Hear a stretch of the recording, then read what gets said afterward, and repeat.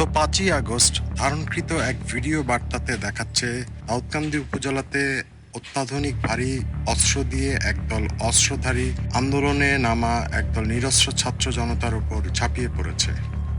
স্থানীয় প্রত্যক্ষদর্শী নিশ্চিত করেছে, আন্দোলনকারীদের ওপর আগ্নেয়াস্ত্র হাতে ঝাঁপিয়ে পড়া সন্ত্রাসী দলের নেতৃত্ব দানকারী ব্যক্তি আলামিন সরকার, একজন দাউদকান্দি উপজেলা যুবলীগ নেতা, ও তার ভাই রুবেল সরকার।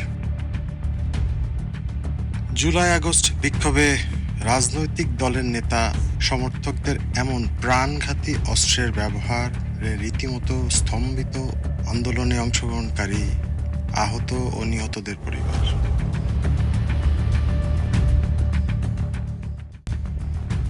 সন্ত্রাসী দলের তাণ্ডবে নেতৃত্বদানকারী দাউদকান্দি উপজেলার নেতা আলামিন সরকার জুলাই আগস্ট আন্দোলনে নিহত রিফাত হত্যা মামলার 22 নম্বর আসামি।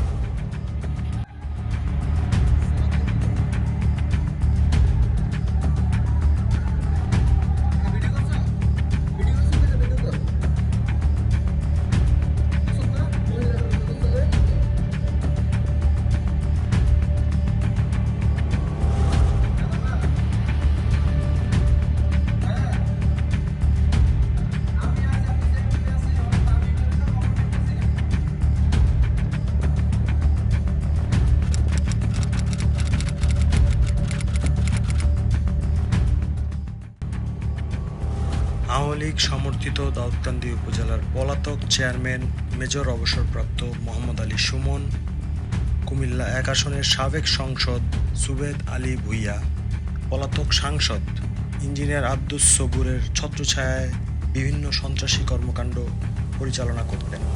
উপজেলা যুবলীগ নেতা আলামিন সরকার, পিতা মৃত রহিমুল্লাহ সরকার, গ্রাম দোনারচর 6 নং ওয়ার্ড, দাউদকান্দি পৌরসভা। আলামিন সরকার জুলাই আগস্ট আন্দোলনে নিহত রিফাত হত্যা মামলা সহ আরও 11টি ফৌজদারি মামলার এজাহারভুক্ত আসামি। বর্তমানে তিনি পলাতক রয়েছেন। স্থানীয় একাধিক সূত্র অনুযায়ী পলাতক আসামি উপজেলা যুবলীগ নেতা আলামিন সরকার বেশ কিছুদিন যাবৎ দল বদলের চেষ্টায় লিপ্ত। তার সহযোগী ও আত্মীয় স্বজনদের সোশ্যাল মিডিয়া অ্যাকাউন্ট থেকে তার সাথে বিএনপির শীর্ষস্থানীয় নেতৃবৃন্দের সাথে ঘনিষ্ঠ কিছু মুহূর্তের পূর্বের ধারণকৃত ছবি পোস্ট করে জনসাধারণের মনে জায়গা করার চেষ্টা করছেন। আমরা কিন্তু 5ই আগস্টের পর থেকে বলে আসছি যে 17 বছর যারা আওয়ামী লীগ করেছে এবং আমাদের দল থেকে যারা আওয়ামী লীগে গিয়েছে মনে করেছে যে বিএনপি কিয়ামত পর্যন্ত আর ক্ষমতায় আসবে না, আওয়ামী লীগে গিয়ে লুটপাট করা সহজ, তাই যারা আওয়ামী লীগে গিয়েছেন অথবা আওয়ামী লীগ করেছেন এই দুই শ্রেণীর লোকে বিএনপিতে কোনো জায়গা নাই। এই কথা অনেকবার বলেছি। আমাদের দলের ভারপ্রাপ্ত চেয়ারম্যান যিনি কিছুদিনের মধ্যে বাংলাদেশে এসে নেতৃত্ব দেবেন, আগামী দিনের প্রধানমন্ত্রী জনাব তারেক রহমান পরিষ্কার বলেছেন আওয়ামী লীগের একজন ন্যূনতম কর্মী বিএনপিতে আসতে পারবে না।